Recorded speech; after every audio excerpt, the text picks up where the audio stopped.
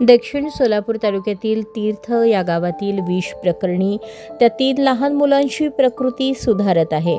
3 मुलांच्या खुनाचा प्रयत्न केल्याप्रकरणी मृत बापावर कलम 307 अन्वये गुन्हा दाखल करण्यात आला आहे, अशी माहिती वळसंग पोलीस ठाण्याचे सहाय्यक पोलीस निरीक्षक राहुल डोंगरे यांनी दिली. तीर्थ गावात राहणारा भीमा वाघमारे रागात होता, चिडला होता. त्यानंतर तो घराबाहेर चालला. जाताना त्याने प्रगती वय 6, प्रतीक वय 4 आणि प्रतीक्षा वय 3 या तिन्ही मुलांना गाडीवर बसवले. पत्नीला सांगितले की वळसंगच्या आठवडा बाजारातून मुलांना खाऊ आणतो असे सांगून त्याने त्या तिन्ही मुलांना वळसंग येथील स्वतःच्या शेतात नेले. तिन्ही मुलांना विष पाजून स्वतःही विष प्राशन केले. फोन करून पत्नीला विष पिल्याचे सांगितले. तेव्हा पत्नीने थेट वळसंग येथील शेत गाठले. तिथे बाप आणि 3 मुले बेशुद्ध अवस्थेत पडली होती. गावकऱ्यांनी चौघांना कुंभारी येथील दवाखान्यात नेले. तिथून शासकीय रुग्णालयात दाखल केले.